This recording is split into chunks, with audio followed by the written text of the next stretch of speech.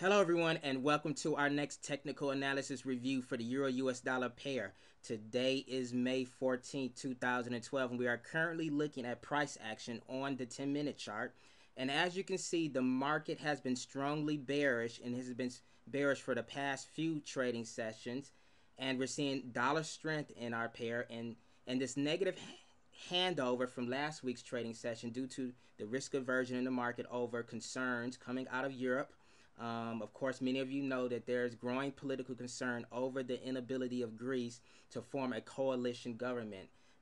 And this has caused investors to be concerned and has even opened up the dialogue to discuss the possibility of a Greek exit from the euro and concerns over the risk of contagion if Greece was to leave the union. So, of course, this is causing uncertainty in the pair and putting downward pressure on the euro US dollar pair.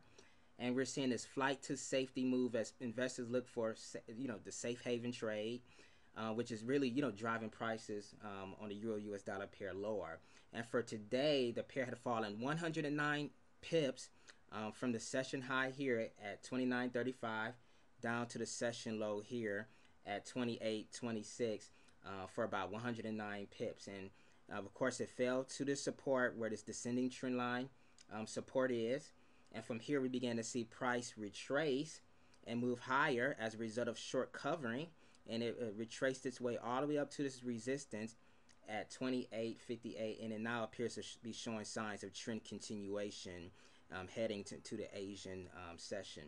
But if I was looking for an opportunity, or if any of you guys were looking for an opportunity to enter a short position on a euro US dollar pair, you could have done so early during the European session when price had retraced from support up to this descending trendline resistance at 28.83, and you could have entered a sell order at 28.77 upon bearish confirmation, and you could have took your profit at the next approaching support at 28.60 for about a 17 pip trade. Or you could have been more aggressive and held out into your trade until it had reached this descending trend line support at 28.30 for about 47 pips. So this was one trade right here with two possible outcomes. Now bear in mind, if you would have entered your position here to go short, there was the possibility of you being stopped out at your break-even point if you would have moved your stop loss to your break-even point. So then you got to keep that in mind. But you could have also re-entered again upon the touch and upon a bearish confirmation once it retraced back up to this descending trendline resistance. So then, of course, this was one particular trade you could have done.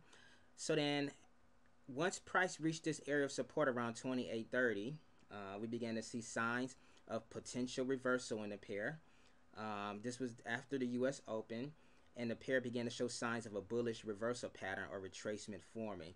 So then, of course, once price touched this descending trend line a few times, then you have to look for that signal. And what I would have done, I would have entered my trade on bullish confirmation at 28.36 right here, and took my profit when price approached the nearest resistance at 28.50 for about 14 pips. So then that was just one trade, one scalping trade you could have entered.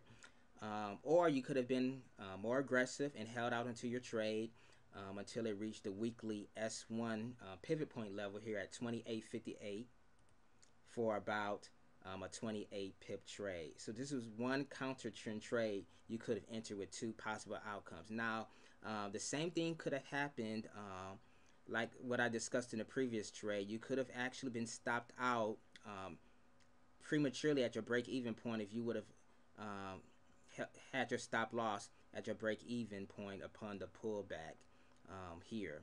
So then that's just something you have to be aware of. But you could have re-entered again upon bullish confirmation and made a similar scalp up towards this area of resistance here at your weekly S1 level.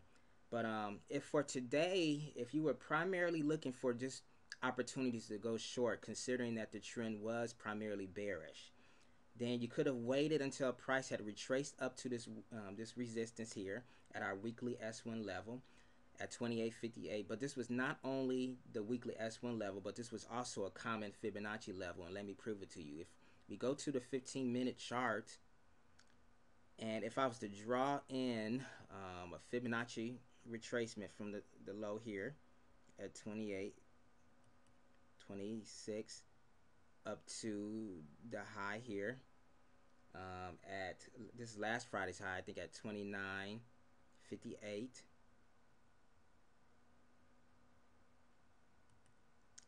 Then if you look closely, you can see that price had rallied up to our 23.6% Fibonacci retracement level. So this was not only our weekly S1 level, but it was also our 23.6% Fibonacci. So this was an area of confluence on our chart, which would have proved to us to be a good location to enter short and a good resistance where we could have entered short on the trade.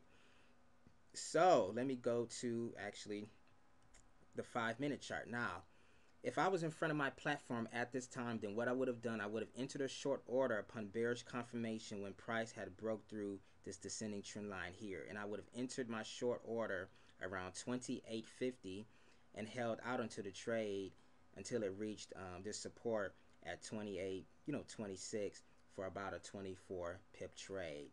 So then that was one trade entry right here that you could have entered later on in the U.S. trading session. But right now, it appears that price is consolidating ahead of the Asian session. It appears to want to continue its trend downward. So then we will see once the Tokyo Open takes place. But that's it for my technical analysis review for today, and I will be talking to you guys later. You guys have a wonderful day. Okay, bye.